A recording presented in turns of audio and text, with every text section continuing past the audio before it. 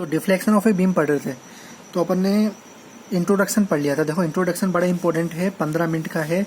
अगर ले लोगे तो सब कुछ स्टेप बाय स्टेप याद हो जाएगा। बस मैं एक बार रिपीट कर रहा हूँ। ये देखो इंट्रोडक्शन में ये बहुत लास्ट में इंपॉर्टेंट पढ़ा था अपन ने, स्लोप क्या होता है और किस तरह स्टेप बाय स्टेप स्लोप निकला, डिफ्रेंशिएट करा तो बेंडिंग मोमेंट, डिफ्रेंशिएट कर दो शियर फोर्स, डिफ्रेंशिएट किया तो रेट ऑफ लोडिंग। सिर्फ एक डिफ्लेक्शन निकालना होता है, बाकी सिर्फ डिफ्रेंशिएट से हो जाता है। स्लोप का क्या कहते हैं, डिफ्लेक्शन कहाँ पॉइंट होता है। तो ये इंट्रोडक्शन में सब कुछ बात हो गई थी। तो आज अपन बात क्या करने जा रहे थे, आज अपन बात करने जा रहे थे मोर्स थ्योरम की। जो अपन ने कल पढ़ा था, ये मोर थ्योरम सबसे इजी वाली पे आते हैं। सबसे इजी से स्टार्ट करेंगे। वैसे सारी इजी है, लेकिन और भी इजी से स्टार्ट करेंगे जो कभी दिक्कत नहीं आए। तो स्टार्ट करते हैं। तो देखो 2 थ्योरम दी थी मोर्स थ्योरम ने। तो 2 थ्योरम कहती है कि पहली थ्योरम बताती है स्लोप का और दूसरी थ्योरम बताती है डिफ्लेक्शन का। तो स्लोप में बताती है कि the change of slope between any 2 point, मतलब कोई भी 2 पॉइंट में जो स्लोप है ना, वो किसकी इक्वल है, अपन को उसका इक्वल है कि area of a bending moment. पहले तो जो अपन एरिया निकालेंगे ना, पहले सबसे पहले अपन बेंडिंग मोमेंट बनाएंगे, फिर उसका जो एरिया होगा उसको डिवाइडेड कर देंगे एम आई से, तो वो उसका बता देगा स्लोप। उसी प्रकार डिफ्लेक्शन क्या चीज़ है कि जो अपन मोमेंट ऑफ एरिया बनाएंगे, लेकिन इसमें क्या है, तो मोमेंट ऑफ द एरिया। देखो पढ़ो इसको, the total deflection between any 2 point is equal to the moment of area. तो ये जो मोमेंट ऑफ एरिया अलग से लिखा हुआ है ना, मोमेंट ऑफ एरिया, ये मस्त चीज़ है। मतलब मस्त चीज़ क्या है, इसमें एक चीज़ बताऊंगा मैं आपको क्या करना होता है। Of the bending moment diagram between the 2 points about the last point E divided by E I, मतलब डिवाइड तो ई आई से करना ही है अपन को, ठीक है। तो किस तरह करते हैं, देखो ये डेफिनेशन हमको लग कठिन रही होगी, लेकिन है बहुत सिंपल। तो ऐसा लग रहा होगा कि यार इन डेफिनेशन से कुछ समझ में नहीं आया। चलो ठीक है, माना नहीं आया होगा भी, किसी को आ गया किसी को नहीं आया। तो देखो न्यूमेरिकल करेंगे ना तो क्लियर भाई, बिल्कुल क्लियर। तो स्टार्ट करते हैं अपन। स्टार्ट करने से पहले एक चीज़ तो पूछ लेते हैं कि ना मोर्स थ्योरम कहाँ यूज़ आ सकती है। अपन ने बात करी थी फर्स्ट पार्ट में कि फिक्स्ड बीम, सिंपली ओवरहैंग, किस प्रकार की प्रॉब्लम में यूज़ आएगी। तो देखो, तो फॉलोइंग केसेस हैं जो मोर्स थ्योरम में यूज़ कर सकते हैं अपन कि cantilever, zero slope eight fix and, मतलब कैंटिलीवर में अपन यूज़ कर सकते हैं। दूसरा सिंपली सपोर्टेड में, simply supported beam carrying symmetrical loading, simply supported beam में, सिंपली सपोर्टेड बीम में, और beam fixed at both and, मतलब कैंटिलीवर भी हो गई, सिंपली सपोर्टेड भी हो गई और बीम फिक्स्ड एट भी हो गई। मतलब इसमें अपन मोस्ट थ्योरम यूज़ कर सकते हैं, मोस्ट प्रोबेबली। और देखो भाई ये चीज़ तो हो गई, और बस एक चीज़ लास्ट चीज़ बच रही है, वो आने के बाद सब कुछ हो गया। कि मान लो कोई भी ट्रायंगल हुआ या किसी तरह की शेप हुई, किसी भी तरह की, तो अपन को क्या है, सेंटर ऑफ ग्रेविटी, आपने नाम सुना हो सेंटर ऑफ ग्रेविटी, वो इधर से क्या होती है और इधर से कितनी होती है, इधर से कितनी होती है और इधर से कितनी होती है, ये चीज़ अपन को पता होनी चाहिए। निकालते कैसे हैं इसको, तो इसको मैं अगर आपको एक एग्जांपल से समझा दूंगा क्वेश्चन के लास्ट के अंदर, और अपन करते जाएंगे। पहले एक बार क्वेश्चन कर लेते हैं, फिर उसके लास्ट में समझा दूंगा सेंटर ऑफ ग्रेविटी निकालते कैसे हैं। वरना बहुत तो आपको याद हो ही जाएगी, क्वेश्चन करेंगे ना उस हिसाब से आपको याद हो जाएगी किस तरह करते हैं, और निकालना भी मैं सिखा दूंगा आपको। तो बस स्टार्ट करते हैं भाई। तो जो अपना क्वेश्चन है वो किस तरह है कि slope and deflection of a simply supported beam carrying point load at the centre by Mohr's theorem. तो अपन नेक्स्ट पेज पे चलते हैं, ठीक है। अब अपन चलते हैं, करते हैं क्वेश्चन अच्छी तरह कि अपने पास हो गई बीम, जिसमें बोला है ए बी, ए और बी क्या है, simply supported beam A B. Length कितनी दे रखी है, इसकी लेंथ दे रखी है एल। तो लोड ले रखा है कैरिंग अ पॉइंट लोड, वो भी है इसके सेंटर पे डब्लू, सी पॉइंट मान के चलो उसके सेंटर पे। तो इस वजह से आई डिफ्लेक्शन, जो अपन ने देखा था इस तरह आ गई इसकी डिफ्लेक्शन, ठीक है, कुछ इस तरह आ गई डिफ्लेक्शन। तो ये लेंथ है एल। अब देखो स्टार्टिंग किस तरह करते हैं। स्टार्टिंग में अगर अपन ने थ्योरम देखी थी, अपन वापस से वेबर थ्योरम पे, तो इसमें देखा था हमने कि the change of slope between any 2 point is equal to the net area of bending moment diagram. मतलब बेंडिंग मोमेंट डायग्राम अगर अपन बना लें और उसको डिवाइड कर दे एम आई से, तो अपनी निकल जाएगी स्लोप। तो मतलब बेंडिंग मोमेंट डायग्राम उनको बनाना आता है। अब देखो स्लोप, अपन ने एक चीज़ देखी थी कि देखो इधर टेंजेंट खींची थी, याद हो तो इधर मैक्सिमम आई थी स्लोप, लेकिन अगर इधर टेंजेंट खींचेंगे तो इधर स्लोप 0 आ जाएगी। मतलब समझ रहे हो ना कि जैसे ये गया, ये इस तरह जा रही थी और अपन ने यूं खींची लाइन, तो ये तो बता दिया इसने कि थीटा स्लोप है, लेकिन जाते जाते इधर देखो, इधर तो बिल्कुल सीधा हो गया ना ये, मतलब ये इस तरह हो गया बिल्कुल। इधर अपन लाइन भी खींचे तो इधर कुछ स्लोप बन ही रहा, मतलब सी पे तो स्लोप 0 है, ये आपको पता लग गया। देखो इसका बेंडिंग मोमेंट डायग्राम बनाना है। बेंडिंग मोमेंट डायग्राम बनाने के लिए सबसे पहले अपन ने क्या करा था कि रिएक्शंस आनी चाहिए। रिएक्शंस आ गई तो आपको सब कुछ आ गया। तो रिएक्शन कैसे निकालेंगे, ये W है, मैंने आपको बताया था रिएक्शन के लिए total load divided by total distance into divided into opposite side distance, मतलब W upon L into L/2। ये मैंने आपको अपने क्या बोलते हैं, जब मैंने आपको बेंडिंग मोमेंट और शेयर फोर्स करवाया था तो फॉर्मूला बता दिया था। क्या था फॉर्मूला, रिएक्शन ऑफ RA और RB निकालोगे एक बार, है ना। तो RA और RB निकालने के लिए क्या बताया था कि total load upon total distance multiply by distance of A opposite side.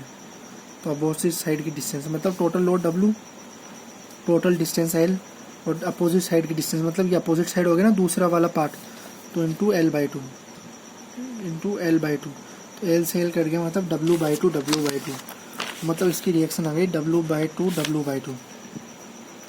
अब अपन को डायरेक्ट बेंडिंग मोमेंट डायग्राम बनाना है, सिंपल सी बात। तो बेंडिंग मोमेंट डायग्राम बनाते हैं। देखो इसको नीचे लिया है बेंडिंग मोमेंट डायग्राम, जो अपन ने सीख रखा था और अपन ने बनाया भी था। इधर फोर्स इंटू परपेंडिकुलर डिस्टेंस देखे तो लोड तो दिख गया इसमें W/L है, लेकिन परपेंडिकुलर डिस्टेंस नहीं है, तो मतलब ये 0 से स्टार्ट होगा B पॉइंट, और A भी इसी तरह दिख रहा है अपन को कि फोर्स तो है लेकिन परपेंडिकुलर डिस्टेंस नहीं है। अब अपन इधर पॉइंट पे देखें तो W/L इंटू ये कितनी थी डिस्टेंस हो गई, अगर ये L है तो ये वाली हो गई L/2। देखो बिल्कुल सिंपली तरकीब से समझना, और एक आ गया तो सब कुछ आ गया। तो मतलब अगर इधर देखें अपन C पे तो force into perpendicular distance, force कितनी है W into L into L/2।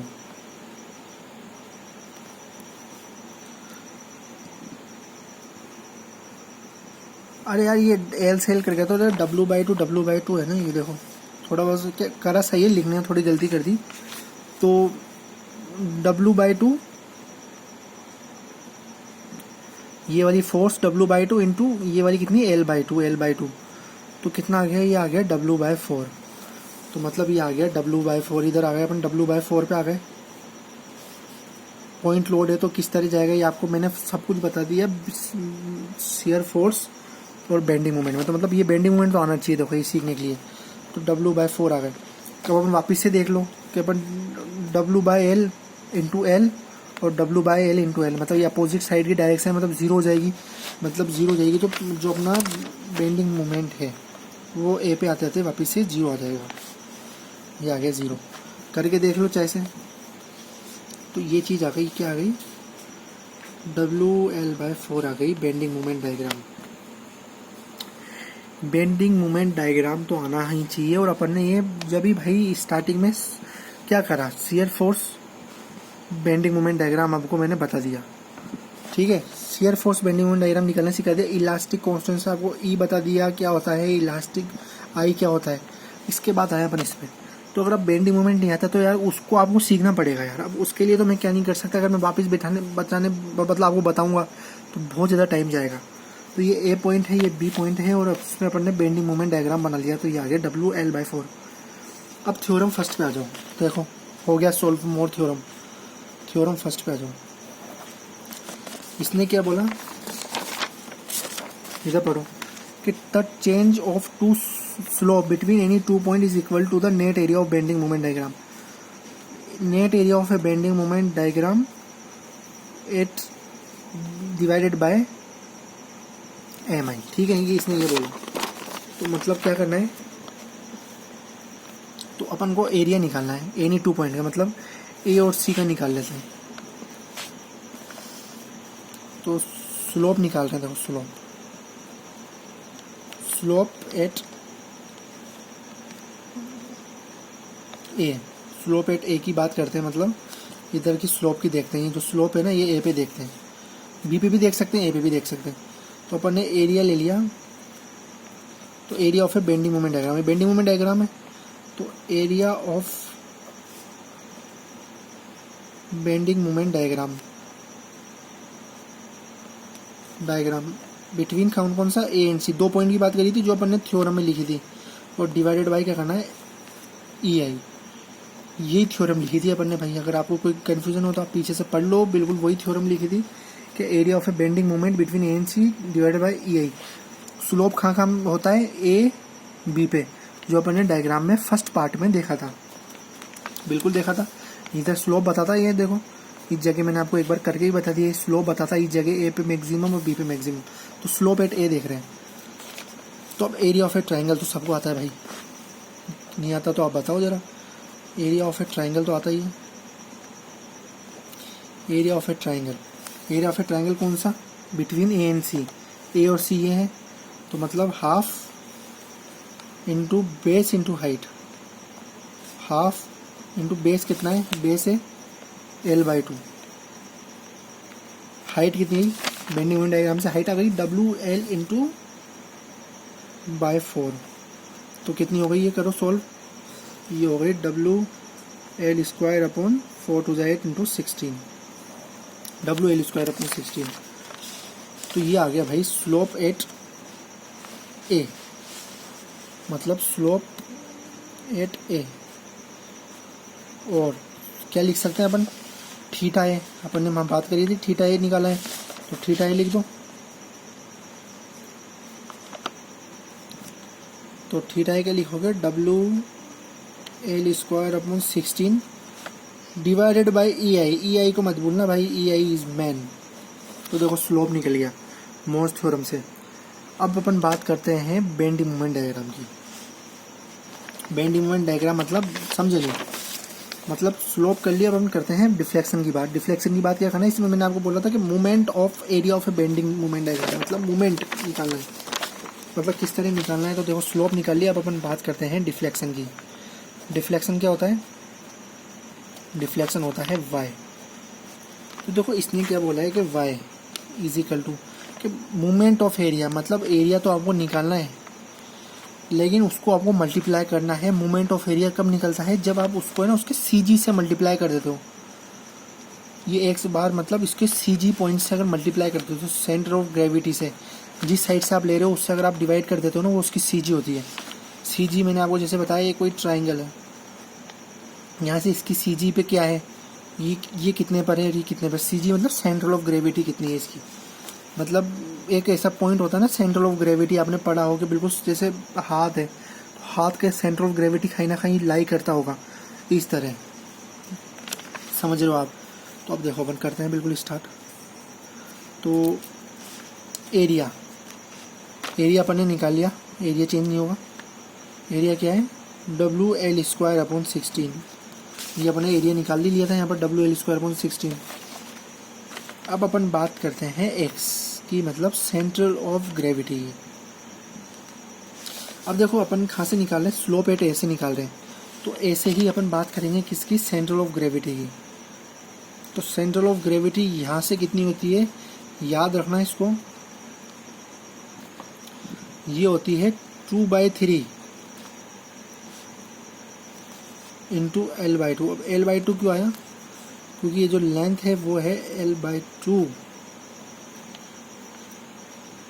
तो इसी लेंथ से तो मल्टीप्लाई करेंगे। जैसे अगर मान लो ये पूरी L होती तो 2/3 इंटू L, लेकिन अपन इधर बात करें तो इधर से 2/3 इंटू L, तो L/2। अब अपन देखो जैसे इस ट्राइंगल की बात करें, इसको समझो, इस ट्राइंगल की बात कर रहे हैं, तो इधर से 2/3 इंटू L आई है, तो इस साइड से कितनी आएगी, इस साइड से, तो L/2 माइनस 2/3 इंटू L, तो कितनी होगी वो अपने हिसाब से लगा लेना, वो होगी 1/3 इंटू L, है ना। तो इनसे हो गई 2/3 इंटू L, तो मतलब इधर मल्टीप्लाई कर दो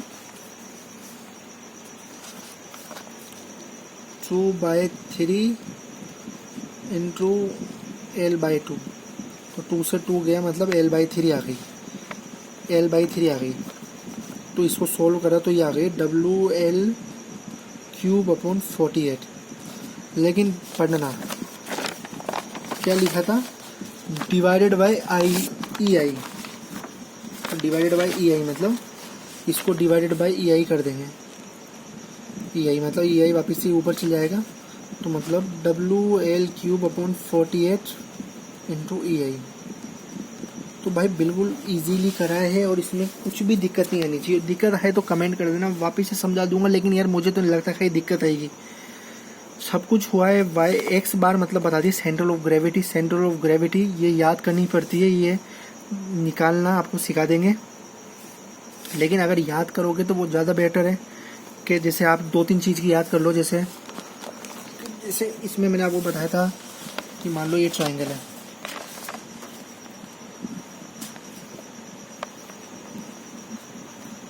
ट्राइंगल है, मान लो इसकी लेंथ एल है। अगर अपन इस वाले कॉर्नर से चलते हैं तो वो इसके सेंटर पे कहीं ना कहीं होती है कितनी, अगर इस वाले कोने से चल रहे हैं ना तो वो होती है 2/3 इंटू एल, ठीक है। और अगर वो इस कोने से चल रहे हैं अपन इस कोने से, तो L माइनस 2/3 इंटू एल कर लो, तो 3L मतलब L/3 आ गई। मतलब इधर से चलें तो 2/3L और इधर से चले तो L/3, तो ये हो गई सेंट्रल ऑफ ग्रेविटी। ऐसे एक एक बताता जाऊंगा, ये याद ही कर लो यार। इसको निकालने में अगर एग्जाम में ज़्यादा टाइम कंज्यूम होगा तो ये ट्रिक के हिसाब से याद कर लो कि ट्राइंगल के अपन ने देखो इस शेप से नहीं आए, अगर इस शेप से आए सिंगल वाली से तो L/3, और अगर अपन इससे आए तो 2/3। L क्या है, इसकी लेंथ से मल्टीप्लाई करते हैं। मैंने उधर L/2 था तो मैंने L/2 से मल्टीप्लाई करा था। बाकी स्लोप में क्या करा, स्लोप में वही है, अपने सिर्फ एरिया निकाला है। एरिया निकालने के बाद मोमेंट MI से डिवाइड कर दिया। इसमें भी एरिया निकाला, लेकिन मोमेंट ऑफ एरिया मतलब मोमेंट ऑफ एरिया जब भी निकलता है जब उसके सेंट्रल ऑफ ग्रेविटी से मल्टीप्लाई कर देता है। अब इसमें कुछ दिक्कत हो तो भाई कमेंट कर देना। ये बहुत अच्छी तरह हो गया। अब क्या करना है, क्वेश्चन आएगा तो क्वेश्चन में अब देखो W की जगह कोई लोड दे दे, मान लो 16 किलो न्यूटन, L की जगह 8 दे दें, तो क्या है आपको ये आप याद हो जाएंगे, WL²/16। तो W में पुट करो, L में पुट करो, 16 डिवाइड कर दो, इसके अंदर WL करो और E क्या होता है और I क्या होता है वो गिवन देगा। E मान लो जैसे उसने दे दिया 2 × 10⁵ या 6, I दे दिया 1 × 10⁵, वो गिवन दे देगा। अपन ने mm4 की बात करी थी, इधर न्यूटन पर mm² की बात करी थी, तो वो गिवन दे देगा। इसमें कोई दिक्कत की बात नहीं है। और अगर कुछ भी दिक्कत हो तो वापस कमेंट कर देना, वापस से समझा देंगे। और आज के लिए इतना ही। Thank you for lovely audience. और अच्छा लगे तो लाइक मारना, सब्सक्राइब मारना, और कुछ भी प्रॉब्लम हो तो बिंदास बोलना।